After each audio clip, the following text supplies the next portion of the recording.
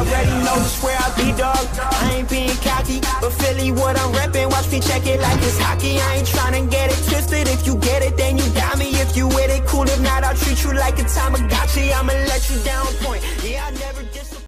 What's going on, guys? JHoyt back with you today. Today we got some Hockey Ultimate Team competitive season gameplay. And with competitive seasons, this one wasn't very competitive. But either way, I think it's at this point in the year that I give a huge apology to the Vegas Golden Knights. Now, when I heard their team, and when I was talking about them last, I was like, alright, they're probably going to be, I think I said about average in the league, not going to make the playoffs the first year, but, they'll probably build on the second year, and so on and so forth. But I think it's time to owe them a huge apology, because they're dominating. And not just dominating, but they're 31-11-4. So obviously, super good record. And they're first in the Pacific Division. Now, I mean, you look at some of their guys in their team that are, performing the best. I mean, just points-wise.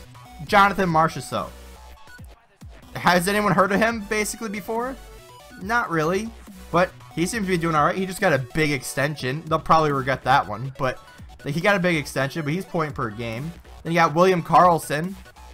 Okay, he's doing well. Then you got David Perron, Riley Smith, Eric Howla, James Neal.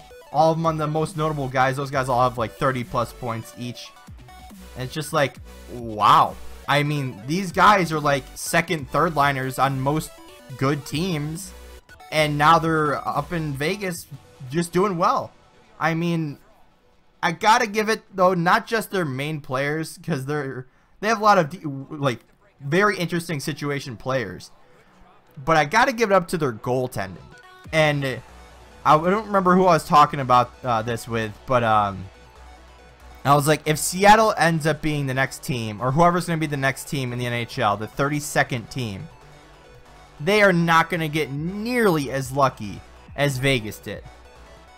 Now, Vegas got obviously blessed with Marc-Andre Fleury.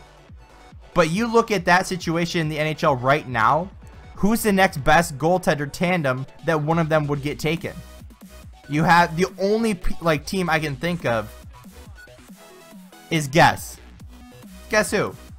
Detroit, out of all teams, with Jimmy Howard and Peter Mrazek. Now, obviously, Detroit would most likely rather keep Mrazek, seeing I believe he's like 5 years younger, and they don't want to pay $10 million for two, what should be starting goaltenders. But I mean, hey, you never know. But then other than that situation, it's like, what other team has like a good goalie that would be sufficient for a an expansion team?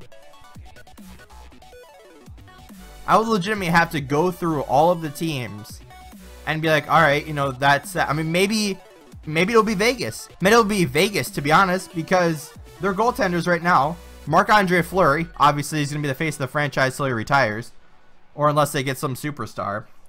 Then you have, let's see, Oscar Dansk, which I'm pretty sure, I don't know exactly how old he is, but they have him. They have, the main one I'm thinking of is Malcolm Subban. That could be a potential, pick, because obviously he's still young and most likely would get taken in an expansion situation. Then you have Maximum Legacy, I think it is. I mean, he was doing all right. And then they have the young guy that they drafted, Dylan Ferguson. So actually, Ferguson wouldn't be in that list, but you have Fleury, who wouldn't get taken because obviously they'd protect him. And then they have Malcolm Subban, who would most likely get taken. First of all, because he's young and he's good. But just out of the performance he's done this year for Vegas, it's like, alright, he'd be a definite pick. But, I mean, I'm very surprised with Vegas. I mean, like I said before, I did not expect them to do this well. I don't think anyone really predicted this, for them to do this well. And, can they make it to the Stanley Cup and win it? I guess is the next question. And with that, with Tampa Bay, that would be a good final, in my opinion. It'd be a really, really good final. I'd appreciate that. But who else would even challenge him? Obviously, Pittsburgh, Washington's always up there. I don't remember who else is doing well this year. But Vegas, I honestly can't believe it.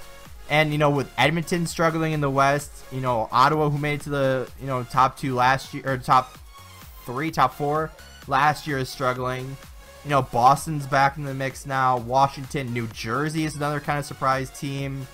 You know, Columbus. What else do we got? I'm scrolling through them. Winnipeg's on top. Nashville, St. Louis, Dallas. Colorado's doing well somehow.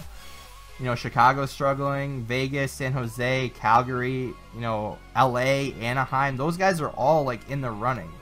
I mean, I don't know if anyone's really officially eliminated from the playoffs yet, but I know Ottawa has to go, like, I don't want to say flawless, but Ottawa has to, like, win out most of their games in order to do that. And with the way they're looking right now, there's no chance. So they might just want to try to tank for Dahlin, basically, is what I would do. Have the new Swedish duo of Dahlin and Carlson. That would just be, that'd be amazing to see. But guys that are, you know, on the outside, probably not even going to be close. You have Buffalo. I don't understand. They could have one great year and then all of a sudden suck every other year. I just don't get it. We have Buffalo, Ottawa. Lowest in that division. Lowest in the Metropolitan Division is Carolina at 21-18-8 at 50 points. That's incredible. That'd be enough for 4th in the Atlantic. That's just, I don't know if that really says something, but as for the bottom teams, you got Buffalo, Ottawa, and then you have Arizona, Vancouver, Edmonton, and then a bunch of people around 50 points. But you look at Vegas's division though, and this is the division with obviously Vegas in it.